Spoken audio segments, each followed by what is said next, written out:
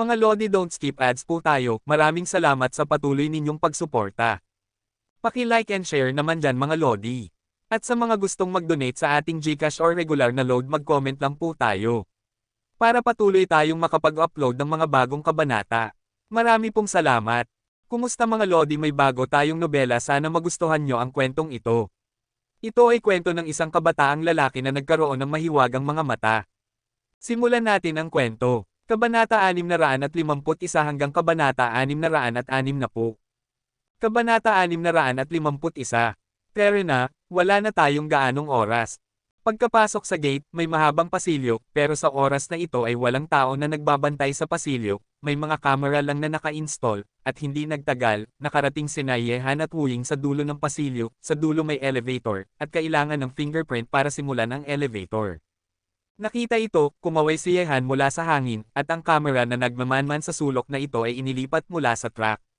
Agad na pinindot ni Yehan ang kanyang fingerprint sa elevator. Pagkatapos bumukas ang elevator, maayos na nakapasok sina Yehan at Wuying. Ang dahilan kung bakit tinawag na ika-9 na distrito ang ika-9 na distrito ay dahil mayroong 9 na distrito sa kabuuan, isa para sa mga genetic warrior, isa para sa mga lycanthropes, isa para sa mga supernatural na nilalang, isa para sa mga mananaliksik na nag-aaral ng mga kemikal na armas, at isa para sa mga kriminal sa lahat ng antas. Ang kulungan ay isang lugar, pati na rin ang mga tirahan ng mga opisyal sa lahat ng antas, pati na rin ang dibisyon ng mga confidential na dokumento at iba pa. Nang lumapag ang elevator sa pinakailalim at bumukas lang ang pinto, lumipad si Yehan palabas na parang hindi nakikitang hangin na walang anino. Tiningnan ng dalawang sundalong gawa sa uling na nagbabantay sa elevator ang walang laman na elevator. Kumislap ang pagdududa sa kanilang mga mata, ngunit wala nang nangyari, at hindi na gaanong nag-isip ang dalawang sundalong gawa sa uling tungkol dito. Unti-unti, nakapasok ng palihim sina Yehan at Wuying sa isang bukas na lugar. Sa harap nila ay mga sundalong gawa sa uling na 3 hakbang, isang poste, 2 hakbang, at isang poste. Ang mga taong ito ay naglalabas ng isang mabangis na aura. Hindi normal sa lahat. Yehan? Napakalaki ng ika-9 na distrito, paano natin mahahanap ang leader ng Hofeng? Tanong ni Wuying sa isang mahinang boses sa tainga ni Yehan. Magiging sayang lang ang oras kung maghahanap sila ng walang patutunguhan, at kalahating oras lang ang natitira kina Yehan at iba pa. Nakarinig nito, hindi nagsalita si Yehan. Sa oras na ito, perpekto ang paggamit ng Yin Yang Dharma Eye. Matapos mapabuti ang kanyang lakas, ang Yin Yang Dharma Eye ni Yehan ay umabot sa isang nakakatakot na saklaw na 2,000 metro mula sa dating 1,000 metro. Sa pananaw ni Yehan, ang istruktura sa ika-9 na distrito ay lumitaw sa kanyang isipan na parang plano, kahit na tao o bagay ito, hindi ito makatakas sa kanyang pananaw. Sa ganitong uri ng matinding pananaw, sa loob ng isang saklaw na 2 kilometro, walang bagay at aktibidad ng buhay ang makatakas sa kanyang mga mata. Sa loob ng saklaw na ito, ang mga lycanthropes, genetic warriors, supernatural na nilalang, at mga siyentipikong mananaliksik sa distrito 9 na ay nahuli lahat ni Yehan. Nakikita ko, ngunit mayroon ding mga tunay na masters dito, at kapag itinuon ni Yehan ang kanyang atensyon sa kanila, ang mga taong ito ay medyo magiging alerto. Maging ang mga lycanthropes, genetic warriors, o supernatural na nilalang, sila ay isang grupo ng mga hindi tao na ang pisikal na potensyal ay pinahusay sa sukdulan ng mga biochemical na gamot. Mayroon silang likas na matalas na pakiramdam sa mga hindi kilalang panganib at potensyal na mga mata na sumusubaybay. Matapos maramdaman ang mga aksyon ng mga taong ito, naging mas maingat si Yehan nang gumamit ng Yin Yang Dharma Eye. Ang mga taong ito ay mayroon lamang ilang mga pandama. Kung nakaharap siya sa isang mas makapangyarihang master at ginamit niya ang Yin Yang Dharma Eye nang walang ingat, matatakot siyang matuklasan. Pumunta tayo sa ganitong direksyon. Sa oras na ito, hinailan ni Yehan ang nalilitong si Wuying papasok sa pasilyo sa kaliwa. Ayon sa pananaw ni Yehan, mas mahigpit ang mga bantay sa kaliwang lugar. Ano man ang uri ng lugar ito, kailangan itong subukan ni Yehan. Hindi nagtagal pagkapasok sa pasilyong ito, isang electronic gate ang hamarang sa daan ni Yehan at Wuying, ngunit ang nagpapakunot ng noo ni Yehan at Wuying ng sabay ay ang pagkakaroon ng higit sa 100 genetic soldier na nagbabantay sa electronic gate. Kung bubuksan mo ang electronic door at papasok, tiyak na matuklasan ka ng mga bantay na ito. Wala namang problema, papasok tayo. Kumislap ang isang hindi mapantayang malamig na liwanag sa mga mata ni Yehan, at agad siyang naging isang bulk zone ng hangin at sumugod patungo sa 100 genetic warrior. Sa susunod na sandali, ikinasa ni Yehan ang kanyang mga kamay, kumikislap na parang mga bugzo ng hangin. Sa tabi ng mga genetic warrior na ito, ang buhay ng mga genetic warrior na ito ay natapos sa loob ng 2 segundo. Matapos gawin ang lahat ng ito, pinatayo ni Yehan ang mga genetic warrior na ito laban sa dingding. Kung hindi ka magmasid ng mabuti, mula sa malayo, ang mga genetic warrior na ito ay nakakapit pa rin sa kanilang mga post. Kahit na may makakita ng mali sa camera dito, magtatagal bago sila pumunta at suriin ito. Magkasabay na nagtulungan ang dalawa, at maayos na dumaan sa electronic gate matapos pindutin ang kanilang mga fingerprint. Gayunpaman, matapos dumaan sa electronic gate, natuklasan ni Yehan at iba pa na sa harap nila ay mga basong kagamitan. Sa loob ng mga basong kagamitan ay nakahiga ang maraming sundalo mula sa bansang uling na may mga puting tubo na nakapasok sa kanilang mga katawan, patuloy na dumadaloy sa kanilang mga katawan ang ilang pula at puting gamot. Mukhang nakarating na tayo sa Genetic Warrior Production Base sa ika-9 na distrito.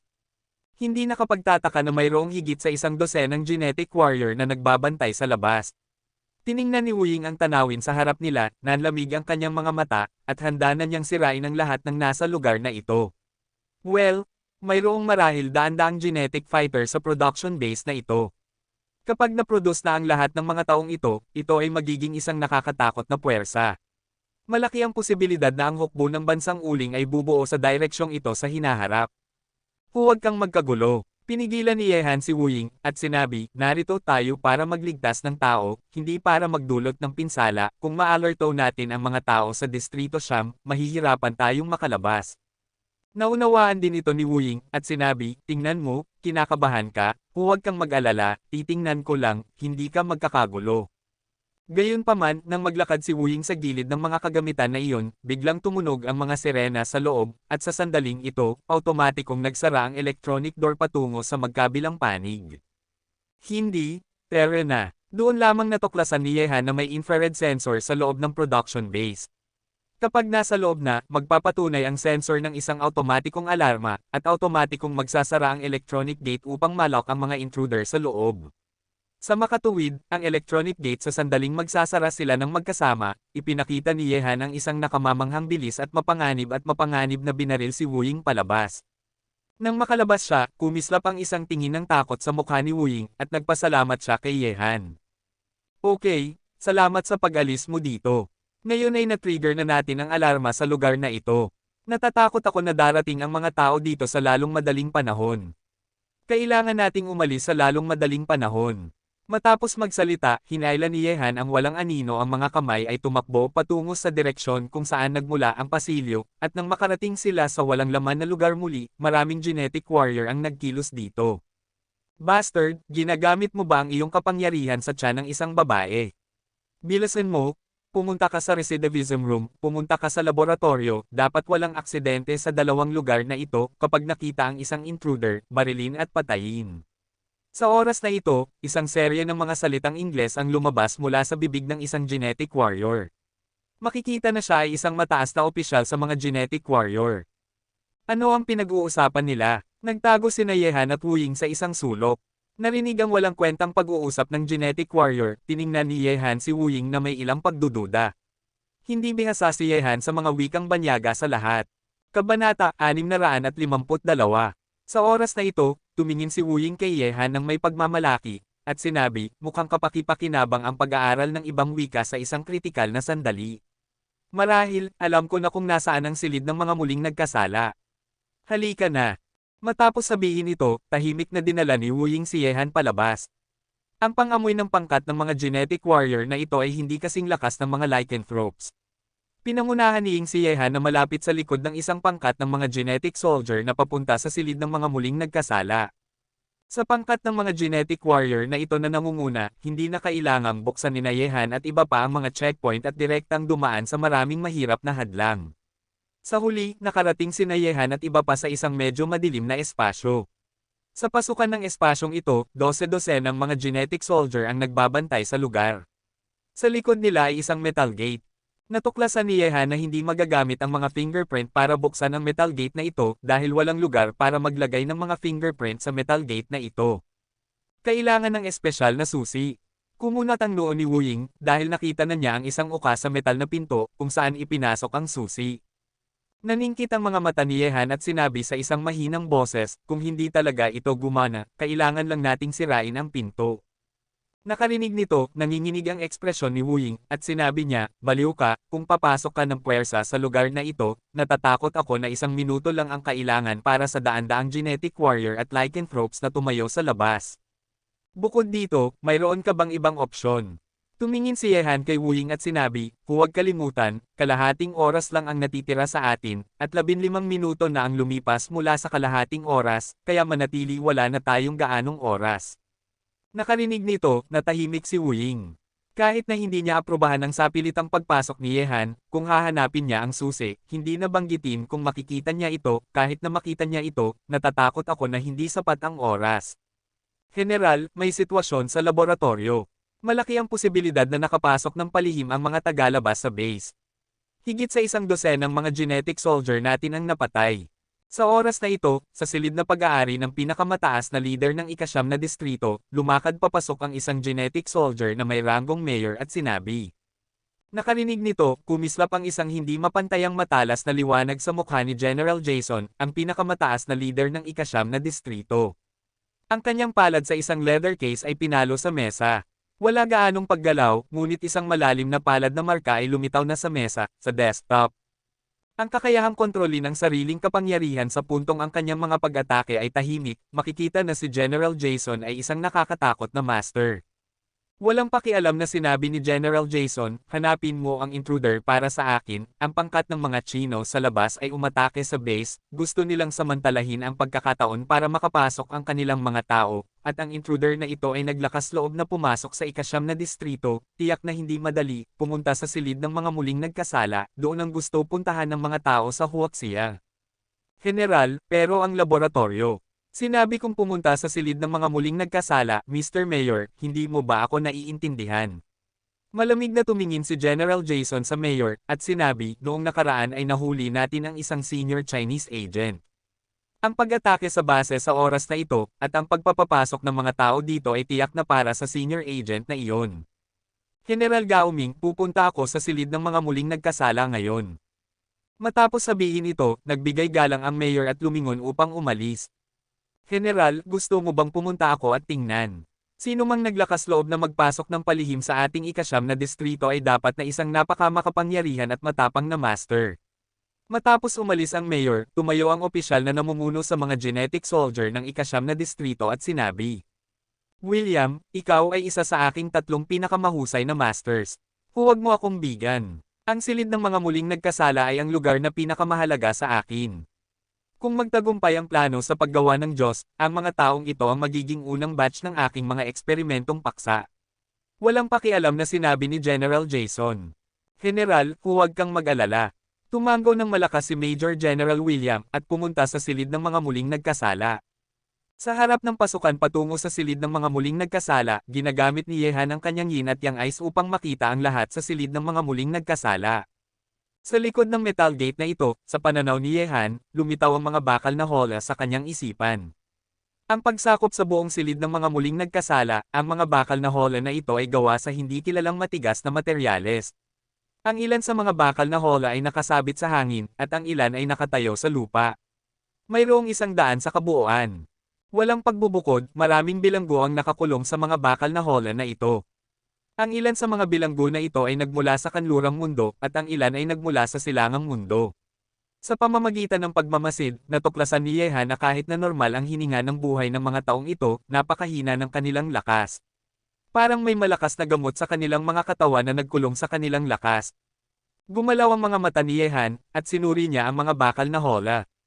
Hindi nagtagal, nakita niya ang isang babaeng pamilyar sa kanya sa isang bakal na hola, si Hu Feng. Ang kanyang figure ay mainit pa rin at kaakit-akit.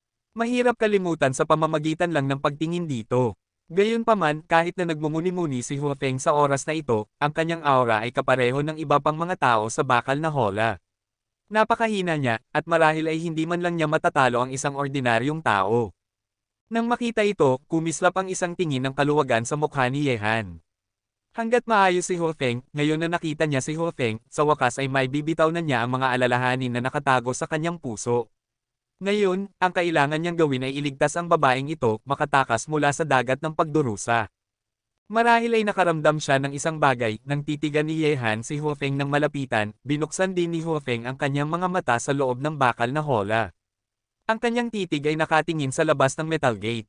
Naramdaman niya na sa likod ng pintong ito, mayroong aura na pamilyar sa kanya, kahit na ito ay isang malabong pakiramdam lamang. Bata, nandito ka ba? Tumingin sa metal gate, bahagyang ngumisi si Huofeng.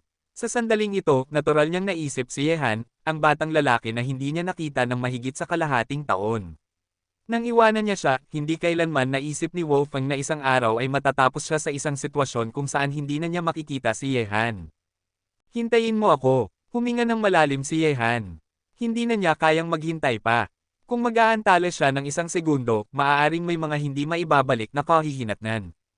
Gayunpaman, nang magkaroon si Yehan ng ganitong uri ng pag-iisip, dumating ang Mayor at Major General William, at ang dalawa sa kanila ay naglakad na parang dragon at tigre. Ang kanilang makapangyarihang aura ay puno ng mga bug zone ng malamig at nakakatakot na aura. Kailangan mo lang silang tingnan upang malaman ang dalawang ito ay tiyak na mga masters, lalo na si Major General William. Natatakot ako na maihahambing sila sa mga masters sa unang yugto ng Darendo. Tumingin kay Major General William na dumating dito, unti-unting hamupa ang aura ni Yehan, at nagtago siya sa sulok kasama si Wu Ying. Nakaharap sa ganitong uri ng master, hindi naglakas loob si Yehan na maglabas ng kaunting aura. Kabanata 653. Gayunpaman, nang makalapit si Major General William sa pinagtataguan ni Yehan, bigla siyang tumigil. Tumayo siya roon ng kalmado sa loob ng ilang segundo. Nakangisi ng malamig, diretso siyang naglakad patungo sa metal gate. Buksan mo. Lumitaw ang isang susi sa kamay ni Major General William. Matapos kunin ng isang genetic warrior ang susi, agad niyang binuksan ang metal na pinto. Pagkatapos ng isang malakas na tunog ng pag-click, bumukas ang metal na pinto, at pinangunahan ni Major General William ang mga tao na pumasok. Nakita ito, tiyak na hindi hahayaan ni Yehan ang magandang pagkakataong ito. Matapos magpalitan ng tingin kay Wu Ying, mabilis na pumasok ang dalawa sa metal gate na parang kidlat, at hindi sila napansin ng mga genetic warrior na nagbabantay sa pasukan. Sa silid ng mga muling nagkasala, naglakad-lakad si Major General William sa silid bilang isang karaniwang inspection, pagkatapos ay lumabas sa silid ng mga muling nagkasala at pinasara muli ang metal na pinto. Sa sandaling ito, sina Yehan at Wu Ying, na nasa silid na ng mga muling nagkasala, ay sabay na nakahinga ng maluwag. Agad na naglakad si Yehan patungo sa lugar kung saan nakakulong si Huofeng. Sa oras na ito, hindi na nakakubli sina Yehan at Wu Ying. Nang lumitaw sila ni Wu Ying sa harap ng bakal na holo kung saan nakakulong si Huofeng. Tumingin ang dalawa sa isa't isa, at bukod sa pagkamangha at pagkagulat sa mukha ni Huofeng, mayroon ding bahagyang pag-aalala. Tanga, bakit ka nandito? Hindi mo ba alam na ito ang Distrito Siam, isang lugar na hindi ka makakapasok o makalabas? Tumayo si Wolfgang at lumapit sa harap ng bakal na hola. Hinawakan ng kanyang kamay ang tagiliran ng mukha ni Yehan, at kung ihahambing sa dati, ang mukha ng maliit na lalaking ito ay mas matatag, at ang mga guhit sa kanyang mga mata ay nagpapabago sa kanya patungo sa pagiging mature. Tumingin kay Yehan, ang mga mata ni Wolfgang ay may hindi mapapawi na lamang at pagmamahal. Ang maliit na lalaking ito ay handang pumasok sa mapanganib na lugar ng Distrito Siam para lamang sa kanya. Nararamdaman niyang sulit ang buhay na ito, ngunit ayaw talagang gawin ni Yehan. Panahon na para dumating. Kung hindi ako darating, sino ang pupuntahan ko ayon sa iyong orihinal na pangako? Hawak ni Yehan ang kamay ni Huofeng at bahagyang ngumiti. Ngunit ang hindi alam ni Yehan ay sa oras na ito, sa labas ng metal gate, nakatingin si Major General William sa silid ng mga muling nagkasala na may ngisi sa kanyang mukha. Pagkatapos ay tinawag niya ang isang genetic soldier at sinabi, pumunta ka at ipaalam sa general na ang intruder ay naging isang pagong sa banga, at hindi na siya makatakas. Nawala.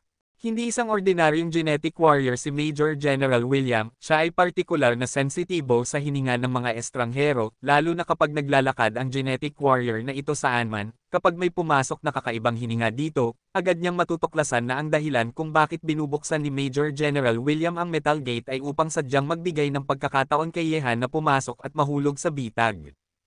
Ang metal gate na ito ay gawa sa pinakamatigas na material sa mundo. Kahit na si Major General William mismo ay hindi sigurado na mapipilitang buksan ang metal gate na ito, kung pumasok si Yehan, wala nang posibilidad na makatakas. Hindi alam ito ni Yehan, ang kanyang mga aksyon ay nasa ilalim na ng pangangasiwa ng iba. Sa silid ng mga muling nagkasala, pinanood ni Wu Ying sina Yehan at Wolfgang na naglalandian, at agad na hindi na niya nakayanan, at sinabi, pinag-uusapan ko kayo, pwede ba kayong magpalit ng lugar kapag nag-iibigan kayo? Ito ang Distrito Siyam, bakit hindi? Gusto mo bang umalis? Nakarinig nito, sinaman ni Yehan ang tingin si Wu Ying, pagkatapos ay tiningnan niya ang bakal na hola na nakakandado ng mga bakal na kadena, kinuha ang Dragon Scale Dagger at pinutol ito. Sa talas ng Dragon Scale Dagger at ang makapangyarihang kapangyarihan ni Yehan ang simpleng bakal na cade ng ito ay hindi makakatulong kay Yehan. Tumingin sa bakal na hola na binuksan ni Yehan, ngumiti ng may kindat si Wolfgang kay Yehan, at sinabi, bata, hindi na makagalaw ang ate mo, inilagay ng mga hayop na ito ang genetic na gamot sa aking katawan, at ikinulong ako. Sa aking lakas, kung lalabas ako ng ganito, natatakot ako na ibabalik mo ako. Dinala ni Yehan si Hu Feng palabas sa bakal na hola at sinabi, dahil nandito ako, hindi ka isang pasanin, tiyak na makakalabas tayo mula dito. Nakarinig nito, ikinapit ni Hu Feng ang leeg ni Yehan gamit ang dalawang kamay, namula siya at tumango, kahit na ginawa niya ang kanyang makakaya upang akitin si Yehan dati, at natutulog pa nga sa iisang kama kasama si Yehan, pareho silang matapat sa totoo lang, hindi pa kailanman hinawakan ni Hu Feng ang braso ni Yehan ng ganoon kalakas. Nararamdaman niya na sa sandaling ito, siya ay isang maliit na babae na nangangailangan ng pangangalaga at pagmamahal. Ang pakiramdam ng seguridad na dala ng mga bisig ni Yehan ay halos nagpapakalasing sa kanya. Na halos nakalimutan na niyang nasa sobrang mapanganib na ikasyam na distrito pa rin sila. Mga tao sa Huaxia, hindi ka makakalabas dito. Sa sandaling ito, habang naglalakad si Yehan patungo sa metal gate na karga si Hu Feng, biglang nagsalita ang isang walang pakialam na boses. Sa katunayan, pumasok sina Yehan at Wu Ying sa silid ng mga muling nagkasala, nakita na sila ng mga bilanggo dito. Kahit na sina Yehan at Wu Ying ay nakapasok ng palihim sa ikasyam na distrito, medyo nagulat sila, ngunit isang bagay ang makapasok ng palihim, at isa pang bagay ang makalabas pagkatapos pumasok, up. Madaling makapasok, ngunit mahirap makalabas. Hindi naman sigurado. Kung kaya nating makapasok, natural na makakalabas tayo. Mahinang umungol si Wu Ying. Tama siya, natatakot ako na magiging mahirap talagang makalabas para sa atin. Sa oras na ito, isang marangal na boses ang nagmula sa bibig ni Yehan, dahil sa pananaw, nakita na ni Yehan ang sitwasyon sa kabilang panig ng metal gate. Sa kabilang panig, mayroong siksik na mga genetic fighter, at sa kanila ay may ilang napakamakapangyarihang masters. Ang isa sa kanila, naramdaman ni Yehan, hindi siya ganap na sigurado na matatalo niya. Natuklasan, naisip ito, mas lalong kumunat ang noo ni Yehan. Nakarinig ng mga salita ni Yehan, kumunat ang noo ni Wu Ying at sinabi, nakikita mo ba ang nangyayari sa labas? Pakiramdam. Dalawang salita lang ang sinagot ni Yehan, pagkatapos ay ibinaba niya si Hu Feng, tiningnan ang mga bilanggo sa silid ng mga muling nagkasala, at sinabi, matagal na kayong nakakulong ng mga tao sa Distrito Siyam, tama ba? Nakarinig ng mga salita ni Yehan, walang sumagot sa kanya sa bakal na hola. Ang pinakamahabang panahon na nakakulong sila sa ikasyam na distrito ay mahigit 30 taon, at ang pinakamaikling panahon ay 4 o 5 taon maliban kay Hu Feng. Ngayon gusto kong itanong sa inyo kung gusto ninyong lumabas. Hindi alintana ni Yehan ang katahimikan ng mga taong ito. Ang mga taong ito ay maaaring makulong sa ikasyam na distrito. Tiyak na sila ay isang grupo ng mga taong may sobrang lakas. Normal lang na magkaroon ng galit. Nakakulong sa ikasyam na distrito, ang kanilang mga ugali ay maaaring naging tahimik. Lumabas. Binata, natatakot ako na mas madaling sabihin kaysa gawin. Magkakaroon ba ng pagkakataong lumabas ulit ang mga taong pumasok sa Distrito Siyam? Sa loob ng isang bakal na hola, isang matandang dayuhan na may magulo na buhok ay humarap kay Yehan at umungol ng 2 beses at sinabi. Sinabi ni Yehan, hanggat magtutulungan tayo para makalabas sa ikasyam na distrito, hindi ko sa tingin imposible ito. Binata, huwag kang mag-aksaya ng salita. Gusto mo kaming maging kanyan para sa iyo. Naisip mo na ba na ang ating mga katawan ay may nakatanim na mga biochemical na gamot, at wala tayong lakas para gawin ito, maliban kung makakatulong kang maghanap ng solusyon. Kabanata 654. Nakarinig nito, sinabi ni Yehan, marahil kaya kung subukan ang mga biochemical na gamot sa iyong katawan. Kung matutulungan kitang malutas ang mga biochemical na gamot, handa ka bang makipaglaban sa akin? Nakarinig ng mga salita ni Yehan, isang serye ng mga tunog ng pagring ng bakal na kadena ang lumabas sa silid ng mga muling nagkasala. Sa sandaling ito, halos lahat ng mga bilanggo sa silid ng mga muling nagkasala ay nagalaw. Dahil ito sa mga biochemical na gamot sa kanilang mga katawan. Kung wala sila sa ganitong uri ng mga biochemical na gamot, gusto nilang makatakas mula sa ikasyam na distrito at makita ang liwanag ng araw gamit ang kanilang lakas. Bata, kaya mo ba talagang gawin iyon? Isa-isa nilang tiningnan si Yehan ng may matatalim na mata. Kahit na nawala ang kanilang makapangyarihang lakas, nakakatakot ang kanilang mga mata. Hindi mawawala ang aura ng isang malakas na tao. Sinabi ni Yehan, para mabuhay, handa akong subukan. Kung ganoon, kailangan mong magmadali, natatakot ako na hindi magtatagal bago matuklasan ng mga tao sa ikasyam na distrito ang anomalya dito. Tumango si Yehan, at agad na sinabi kay Hufeng, umupo ka muna, tingnan ko kung may solusyon para sa mga biochemical na gamot sa iyong katawan. Hindi tumanggi si Hufeng. Alam niyang isang medikal na doktor si Yehan na may napakahusay na kasanayan sa medisina. Kung malulutas ni Yehan ang mga biochemical na gamot sa kanyang katawan, mas mataas ang posibilidad na makalabas sila sa ikasyam na distrito. Sa pananaw ni Yehan, mayroong isang itim na kapangyarihan sa dantian ni Hufeng na pumipigil sa orihinal na kapangyarihan sa kanyang katawan. Dahil sa itim na kapangyarihang ito, hindi mailabas ang sariling lakas ni Hufeng. Para itong isang pinto na tuluyang nagsara sa daanan. Kung hindi mabubuksan ang pinto, ang mga taong nakakulong sa loob ay makakulong lamang sa loob magpakailanman. Matapos malaman ang dahilan, nagsimulang gumamit si Yehan ng espiritual na enerhiya upang palayasin ang itim na kapangyarihang ito. Sa sorpresa ni Yehan, ang itim na kapangyarihang ito ay naging isang takot na ligaw na kabayo at nagsimulang tumakbo sa paligid sa ilalim ng pagpapalayas ng espiritual na enerhiya. Sa takot sa aura.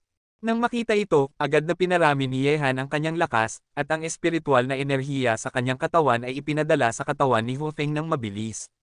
Sa loob ng isang minuto, ang itim na kapangyarihang ito ay napilitang lumabas ng espiritual na enerhiya ni Yehan, at mula kay Hufeng isang daloy ng itim na dugo ang dahan-daang umagos mula sa kanyang mga daliri.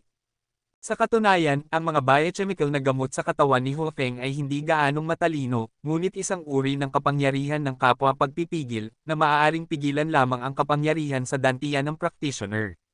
Kapag napigilan na ang kapangyarihan sa dantian ng practitioner, kung gayon, halos hindi ito naiiba sa mga ordinaryong tao. Sa makatuwid, nang gamitin ni Yehan ang aura upang pilitin ang kapangyarihang ito, nagtagumpay siya ng madali. Pagkatapos ng lahat, ang aura na nilinang ni Yehan ay ang pinakamataas na kapangyarihan sa mundo, at pinapangarap ito ng lahat ng mga Eastern cultivator. Siyempre, kahit na nagawa ni Yehan na pilitin ang lakas na ito, ang lakas ni Hufeng ay pansamantala lamang na maibabalik sa kalahati. Kung gusto niyang bumalik sa Rurok, maaaring kailangan niyang magpahinga ng ilang araw. Matapos pilitin ni Yehan ang itim na kapangyarihan palabas sa katawan ni Hufeng, kumislap ang isang masayang tingin sa mukha ni Hufeng, at agad siyang tumayo at hinalikan si Yehan, "Bata, ikaw nga ay isang henyo na doktor, nararamdaman kong nakabawi na ang kalahati ng aking lakas. Hoy! Dapat mo akong pasalamatan sa paglabas." Comendat si Yehan kay Hufeng na nagpa-blush sa dating, ngunit si Hufeng, na may masiglang pagkatao, ay hindi tumanggi, at tumingin ng napaka-seductively kay Yefeng. Hand glance, depende iyon kung kaya mong tiisin ang tukso ng ate mo. Nang makita na talagang nakabawi na ang lakas ni Hufeng, sa oras na ito, mayroong maraming paggalaw sa mga bakal na hola. "Kapatid, napakagaling mo. Handa kaming makipagsapalaran sa iyo. Gusto mo bang tulungan din kami? Sa tulong ng mga taong tulad natin, tiyak na mataas ang posibilidad na makalabas ka sa ikasyam na distrito." "Tama iyon, ayaw ko nang manatili sa mapait na ikasyam na distrito na ito." Tiningnan ni Yehan ang mga master sa silid ng mga muling nagkasala at sinabi, "Matutulungan ko kayong lahat pero sana makinig kayo sa akin, sa ikasyam na distrito." "Walang problema." Tumango si Yehan, at pagkatapos ay nakita nilang lumilipad siya palabas, ang kanyang figure ay kumikislap, tumatalon sa pagitan ng mga bakal na hola na parang isang kakila-kilabot na kidlat, at binuksan ang bakal na hola gamit ang dragon scale dagger. Sa loob ng isang minuto, binuksan na ni Yehan ang lahat ng bakal na hola. Daan-daang mga masters ang nagtipon, naglalabas sila ng isang nakakatakot na kalooban na mabuhay, nakakulong sa ikasyam na distrito sa loob ng maraming taon, ngayon ay mayroon silang pagkakataong makalabas, paano nila ito hahayaan, kahit na ang pagkakataong ito ay napakahina, kailangan pa rin nilang subukan. Matapos buksan ang lahat ng bakal na hola, nagsimula ng tulungan ni Yehan ang mga taong ito na malutas ang mga biochemical na gamot sa kanilang mga katawan. Hindi ito problema para kay Yehan, at hindi rin ito ginagastos ang maraming espiritual na enerhiya, ang kanyang pag-asa na makalabas kasama si Hufeng ay magiging mas mataas. Sa ngayon, mayroong mga siksik na genetic soldier na nakatayo sa labas ng silid ng mga muling nagkasala. Maaaring sumugod sila sa susunod na sandali. Sa makatuwid, kailangan magmadali si Yehan para alisin ang mga biochemical na gamot sa mga katawan ng mga taong ito. Kapag sumugod ang mga tao mula sa labas, wala na siyang oras para gawin ang mga bagay na ito, ang pinakamahalaga ay ang makatakas. Sa oras na ito, nasa labas ng silid ng mga muling nagkasala, dumating si General Jason. General. Nang makita si General Jason na paparating, agad na sumigaw ng may paggalang si Major General William. Hindi lamang si General Jason ang pinakamataas na pinuno ng ikasyam na distrito, kundi pati na rin ang pinakamahusay na dalubhasa sa ikasyam na distrito. Siya ang pinakakapuring biochemical warrior, ang nag-iisang nakaligtas sa plano sa paggawa ng Diyos noon. Kumusta naman, sigurado ka bang nakakulong na ang intruder sa loob? Kalmado at walang ekspresyon na sinabi ni General Jason. Oo, General. Sinabi ni Major General William, kahit na napakamakapangyarihan ng lalaking ito, nakakulong siya sa silid ng mga muling nagkasala. Wala na siyang matatakasan. Kailangan lang nating pumasok at mahuli siya. William, mahusay ang ginawa mo. Tumanggaw ng may kasiyahan si General Jason. Tumingin siya sa nakasarang metal gate at sinabi, buksan mo. Gusto kong makita kung sino ang naglakas loob na pumasok sa aking ikasyam na distrito. Kabanata 655. Tumanggaw si Major General William pagkatapos ay lumakad sa harap ng metal gate at binuksan ito gamit ang isang susi. Nang marinig ang mabigat na tunog ng pagbubukas ng pinto, sa sandaling ito, nagulat ang mga tao sa silid ng mga muling nagkasala dahil sa oras na ito, natapos lang niyehan ang kalahati ng mga biochemical na gamot sa katawan ng Master. Pigilan ninyo sila, bigyan ninyo ako ng 5 minuto pa. Nang makita ito, umungol si Yehan. Nakarinig nito, malamig at matalim ang mga mata ng mga taong naresolba na ang mga biochemical na gamot sa loob ng kanilang katawan, at naglakad sila sa harap ng metal gate. Kung mabubuhay silang makalabas sa ikasyam na distrito ay nakasalalay sa oras na ito. Siyempre, mas maraming masters ang magkakasama na lumabas, mas mabuti. Mas malaki ang kapangyarihan, mas maraming tao ang lumabas, mas maraming kanyon, at mas malaki ang tsansa na mabuhay. Nang tuluyang mabuksan ang metal gate, ibinaling ni na General Jason at Major General William ang kanilang mga mata sa loob ng silid ng mga muling nagkasala. Sabay-sabay na nagbago ang kanilang kutis. Damn it, William, nagkamali ka ng malaki.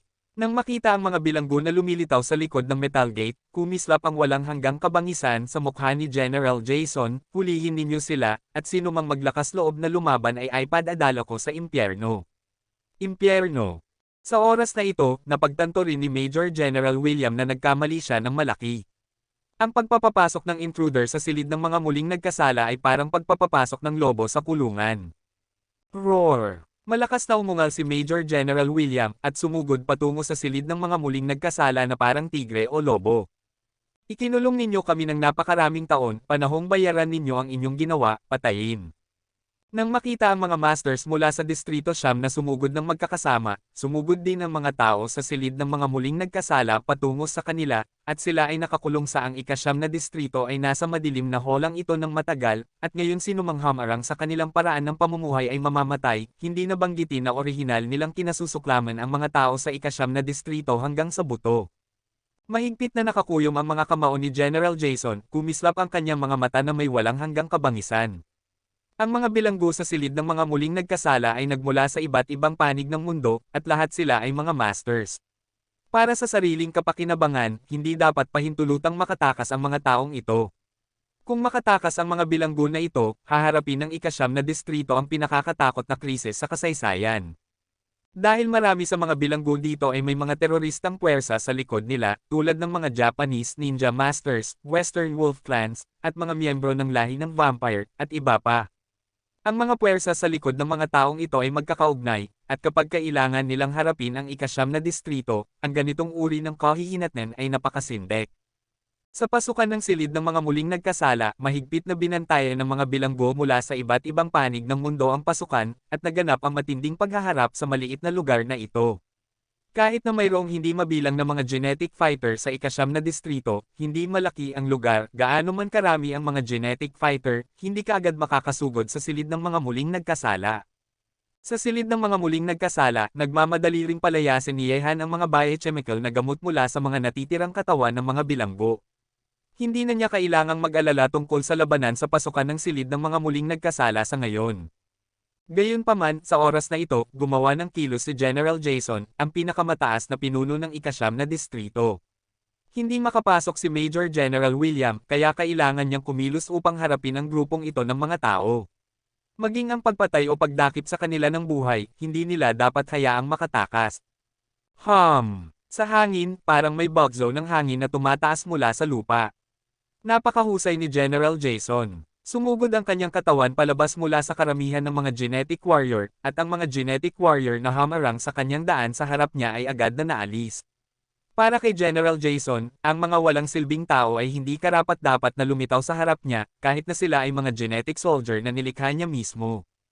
Jason. Sa pasukan ng silid ng mga muling nagkasala, tiningnan ng bawat bilanggo si General Jason na sumugod patungo sa kanila, nagulat ang kanilang mga mukha, ngunit hindi nagtagal, ipinakita nila ang kanilang kabangisan at inilunsad ang pinakamarahas na pagpatay upang salubungin si General Jason. Sa makatuwid, makukulong siya sa ikasyam na distrito. Si General Jason ang may pinakamalaking ambag.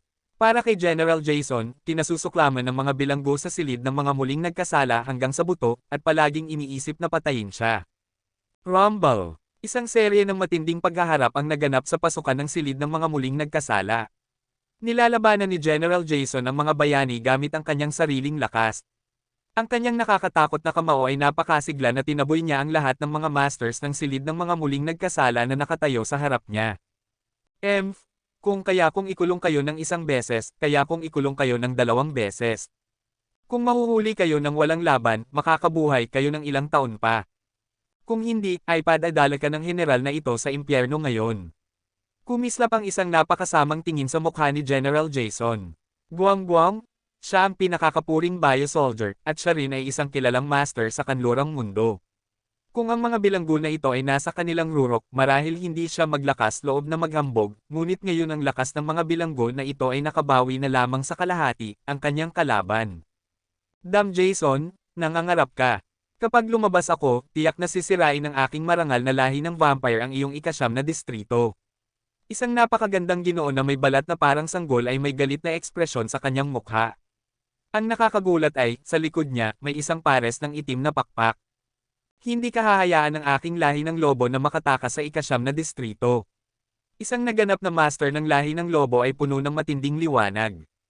Napakaganda, kung gayon ay padadala ka ng general sa impyerno para makaharap si Satanas. Dahan-dahang nakuyam ang mga kamao ni General Jason. Sa susunod na sandali, napunit ang leather sheath na suot niya sa kanyang kamay, at ang kanyang pares ng mga mata ay natakpan ng puting buhok. Ang palad ng buhok ay parang palad ng isang halimaw, at may matutulis na ngipin dito. Bigla, gumawa ng kilos si General Jason. Ang kanyang nakakatakot na mga palad ay palm unit sa kawalan, at lumitaw siya sa harap ng mga master ng vampire at lobo sa isang iglap. Parang kaya ng kanyang mga palad na paghiwalayin ang mga master ng vampire at lobo, katawan na napunit. Nang makita ang tanawin na ito, sumali rin sa bilog ng labanan ang isang matangkad na lalaking Oriental. Ang lalaking Oriental na ito ay nagmula sa Koga Ninja School sa Japan, at ang tatlo sa kanila ay nagsanib puwersa upang harapin si General Jason. Gayunpaman, hindi pa nakabalik sa rurok ang lakas ng tatlong masters na ito. Kahit na magtulungan ang tatlo sa kanila, halos hindi nila matalo si General Jason. Sa loob ng isang iglap, lahat sila ay nasugatan. Kung hindi ka susunod sa utos ng general na ito, lahat kayo ay pupunta sa impyerno at magsisisi. Mga alon ng pagkabaliw ang pinakawalan mula sa mga mata ni General Jason, at ang kapangyarihan na kanyang kinokontrol ay napakasigla. Gupitin. Kabanata 656. Sa oras na ito, si Yehan, na nakalaya na ang kanyang kamay, ay sumugod, at ang Longquan sword ay bumagsak mula sa kalagitnaan ng hangin na may paalang na paghampas. Pagkatapos makuha ang Zumi Ring, mas madali para kay Yehan na magdala ng mga armas. Parehong ang Dragon Scale Dagger at ang Longquan Sword ay nasa show sa loob ng Miji, maginhawa kapag gusto mo itong gamitin. Nararamdaman ni General Jason na nag-aatake ng mabangis ang kapangyarihan ng espada. Nagulat ang kanyang ekspresyon. Bago pa siya magkaroon ng oras para makita kung sino ang umaatake sa kanya, agad niyang sinuntok ang Longquan Sword. Boom! Nagbanggaan ang kamao at ang armas, at ang makapangyarihang puwersa ay nagkalat sa lahat ng direksyon. Lumutang ang katawan ni Yehan sa kalagitnaan ng hangin at umatras. Kahit na nanatiling hindi gumagalaw si General Jason, kung titingnan mong mabuti, makikita mo ang isang bahagyang pagkagulat sa kanyang mukha. Lumagay si Yehan at tumayo kasama ang mga master ng vampire, mga master ng werewolf, at mga master ng Koga Ninja. Ang apat sa kanila ay walang pakialam na tumingin kay General Jason. Oriental, ikaw ba ang intruder? Natuon ang mga mata ni General Jason kay Yehan, at ang balak na pumatay ay mabangis na bumuhos. Ang dahilan kung bakit naging ganito ang Distrito Siyam na ay dahil sa mahiwagang Oriental na ito, siya ang nagpalaya sa mga bilanggo mula sa silid ng mga muling nagkasala. Ano kung ako nga? Walang pakialam na sinabi ni Yehan, maliban kung kaya mo kaming pigilan ngayon, kung hindi, ang iyong ikasyam na distrito, na nag-aangking walang pumapasok o lumalabas, ay tatapakan sa ilalim ng ating mga paa. Mga mayabang na Oriental, dahil lang sa gusto mong umalis sa ikasyam na distrito, huwag kang mangarap. Napailing si General Jason, at sinabi, mayroon akong mahigit sa 1,000 genetic warrior, mahigit sa 1,000 lycanthropes, at mahigit sa 1,000 supernatural na nilalang. Kahit na ubusin ka namin, kaya ka naming ubusin hanggang sa mamatay ka dito, maliban kung tumubo ka ng mga pakpak at kaya kang lumipad palabas mula dito. Hindi naman sigurado. Tumawa si Yehan, tumingin sa tatlong masters sa paligid niya, at sinabi, tatlo, talagang kasing mahiwaga ba ang ikasyam na distrito gaya ng nasa alamat? Hindi ko pa nalalaman. Dahil walang sino man ang nakakabasag sa alamat dito, tila kailangan naming magtakda ng halimbawa bilang mga nauna. Kung ganoon, ano pa ang hinihintay mo? Patayin ang hayop na Jason na ito, at masisira ng ating kamay ang alamat ng ikasyam na distrito. Kumislap ang duguan na liwanag sa mga mata ng master ng lahi ng vampire, at sinabi, ang pinakamataas na pinuno ng ikasyam na distrito ng dugo, naniniwala akong masarap iyon. Depende yun kung may kakayahan ka. Pagkatapos ng lahat, nanginginig ang mga braso ni General Jason, tumubo ang mga ugat sa braso na natakpan ng puting buhok, ang braso na kasing kapal ng isang ordinaryong tao ay biglang doble ang laki, at kumalat ang nakakatakot na kapangyarihan. Sa susunod na sandali, sumugod si General Jason na parang halimaw na tao, at mabangis na hinampas ang nakakatakot na braso. Hindi naglakas loob na mag-alinlangan ang apat na si Yehan, at sabay-sabay na sinalubong si General Jason. Bang bang bang bang! Isang serye ng mga banggaan ang tumunog na parang kulog. Napaligiran si General Jason ng apat na si Yehan. Ang kanyang braso ay parang isang hindi masisira na King Kong. Kahit ang Longquan sword ni Yehan ay halos hindi makapag-iwan ng marka sa kanyang kamay. Ang lakas na iyon at ang mabilis na pag-atake ay nagpa-team up kina Yehan at apat sa kanila para tumugma sa kanya. Nang magbanggaan siya kay General Jason, isang malaking puwersa ng pagkabigla ang tumama, at umatras si Yehan. Tumingin siya kay General Jason, na nahulog sa isang pagkahumaling, na parang isang hindi matatalong Diyos ng digmaan, na may sobrang lamig na ekspresyon, isa sa madaling salita. Mas makapangyarihan pa si General Jason kaysa sa kanya, at ang apat sa kanila ay maaari lamang gumuhit kasama si General Jason kahit na nagtutulungan sila. Ginawa na ng tatlong lalaking ito ang kanilang makakaya para mabuhay. Parang kailangan kong magpakita ng ilang tunay na kasanayan. Tumayo si Yehan sa labas ng bilog, ang kanyang mga mata ay dumaan sa vampire, werewolf, at Japanese ninja. Upang mabuhay at maging kasing kabaliwan ni General Jason, ang bawat galaw ay harapan. Bearer. Bigla, isang nakakatakot na apoy ang pinakawalan mula sa kamay ni Yehan. Sa sandaling lumitaw ang Suzaku Holy Flame, ang temperatura sa silid ng mga muling nagkasala ay tumaas sa isang nakakatakot na figure. Lumitaw ang nakakatakot na mga apoy na nagdulot ng pagtaas ng temperatura sa paligid ng silid ng mga muling nagkasala at naging sobrang init. Ang ilan sa mga genetic soldier na mas malapit kay Yehan at sa mga master sa silid ng mga muling nagkasala ay lahat ay umatras ng may takot, ang kanilang mga mata ay puno ng takot. Tumingin sa nakakatakot na mga apoy na lumitaw sa mga kamay ni Yehan, kung mahawakan siya ng mga apoy, masusunog siya hanggang sa hindi na natitira kahit na ang kanyang mga buto. Ano kaya ang nakakatakot na apoy na ito, na may ganitong taas na temperatura, tao pa ba ang taong ito? Kumislap ang isang tingin ng takot sa mga mata ng mga eksperto sa paligid. Kontrolado ni Yehan ang sobrang init na apoy na ito, ngunit wala siyang ginagawa sa kanyang sarili. Medyo nakakagulat. Hawak ni Yehan ang Suzaku Flame sa kanyang kamay. Tumingin siya kay General Jason, na nakikipaglaban sa mga master ng vampire, mga master ng werewolf, at mga Japanese ninja. Kumislap ang kanyang mga mata na may kalupitan. Sa susunod na sandali, ang kanyang figure ay parang hangin, at sumabog patungo kay General Jason. Pagbaril palayo, ang mga kamay ni Yehan ay bumagsak sa posisyon ni General Jason. Bearer. Nang mapuno ng apoy ang hangin, umatras ang vampire, werewolf, at Japanese ninja na parang hangin, iniwan si General Jason. Sa sandaling ito, handa nang habulin ni General Jason ang tagumpay at patayin ang tatlo sa kanila. Hindi inaasahan, nang handa na siyang atake sa oras na iyon, ang kanyang paligid ay naging isang nakakatakot na dagat ng apoy, at siya ay nasa gitna ng dagat ng apoy. Damn Oriental, bastard! Galit na sampay ni General Jason. Sinunog ng kakilakilabot na apoy ng Suzaku ang puting buhok sa kanyang mga braso sa isang iglap na nagpakalbo sa kanyang dalawang braso. Pangit ito, hindi lang iyon, nang handa nang makalabas si General Jason sa dagat ng apoy, isang serye ng mga nagninangas na sibat ang bumamba sa kanya na parang 1,000 palaso. Gupitin. Sa sandaling ito, nakatuon si Yehan sa dalawang bagay, ang Dragon Scale Dagger ay automatikong nakabunot, naging isang nakakatakot na liwanag ng kutsilyo, at pinatay si General Jason. Ang lumilipad at umiikot na kapangyarihan ng pagdurog ay napakasigla. Sa sandaling ito, siya ay mabangis na nakikipag-ugnayan sa Suzaku Holy Flame biglang gumuhit ng isang mantsa ng dugo sa braso ni General Jason, at agad na umagos ang lila itim na dugo mula sa kanyang balat. Mga biochemical warrior, hindi na sila tao, at maging ang dugo ay hindi katulad ng isang ordinaryong tao. Nang makita ito, kumislap ang isang marangal na tingin sa mga mukha ng vampire, werewolf, at Japanese ninja. Napakasigla ng binatang ito mula sa silangan at walang katapusang mga paraan. Maliban kung ito ay ang kanilang rurok, kung hindi, hindi sila katapat ni Yehan. Nang makita na nakakulong si General Jason kay Yehan, hindi nag-aksaya ng oras ang tatlong vampire, at inatake si General Jason mula sa labas ng dagat ng apoy. Sa ilalim ng isang napakalakas na pag-atake mula sa apat na tao, kahit na malakas si General Jason, ngunit siya ay nakakulong sa Suzaku Holy Flame. Hindi masama na maipamalas ang 70% ng kanyang lakas.